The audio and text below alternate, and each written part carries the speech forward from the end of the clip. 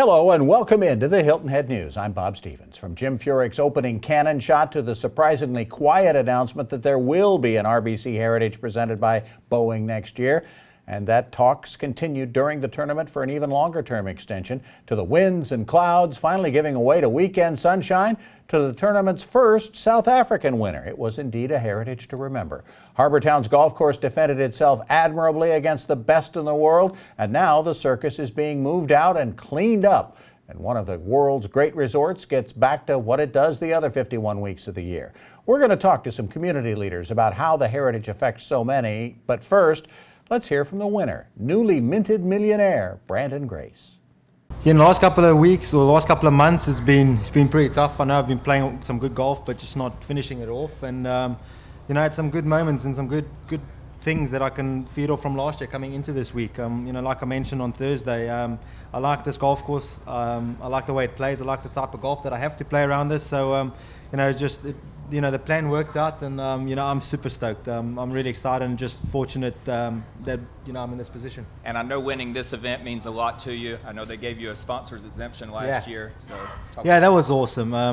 The guys, in 2015, I was fortunate enough for the guys to give me an invite for RBC, and that was phenomenal. And it's one tournament that I really wanted to come back to. When the guy said, plan your schedule, this one was right up there. Whether it was in front of a major, behind a major, this is one event that I really wanted to come and play. And now it's all worth it. And I just want to thank them very much for giving me that opportunity when they did. All right, great. We'll open it up to questions.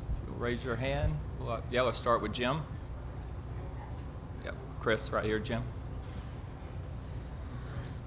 Just curious, which birdie on the front side got you thinking, okay, I'm right there? You started 3 back. Yeah, when I made the birdie on 9, I thought, now I've got it going. I thought I've caught up, and now it's just about making a couple, and then just, kind of hoping that it goes your way. The guys can come out. I was fortunate. I got 2 on the back 9. I think it was 12 and 13.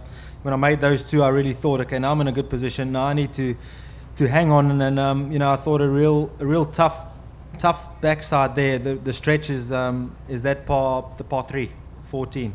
That's just a beast of a hole. It's not the longest, but it's so tough. And it was one hole that I was really pretty anxious of getting to the whole day. And I managed to hit one great swing and managed to make a 2-putt. So when I got after that, I knew it's not done, but just try to eliminate the mistakes coming in.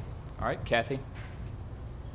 Did Ernie Els have any influence over convincing you to sign up for this tournament or request an exemption or play this year? I have spoken to Ernie in the past about this event, and he thought, it's one that's really going to suit my eye. This reminds me a little bit of a fan called Links Back Home. Just because it's links, you really have to see the shots. You have to, kind of hit a couple of different shots, not shots that you would hit often. But in the beginning of the week, we actually spoke on Wednesday. We actually went to his house Wednesday night for a coffee, and he told me, this is one event that I'm going to win a couple of times in my career. So there was nice words to get from a guy, from a legend like that. And obviously, I just got off the phone with him earlier as one, and he said, I told you you're going to win it a couple of times. So it's nice to hear those things. I think the thing about this place is you have to stick with kind of the type of golf that you want to play.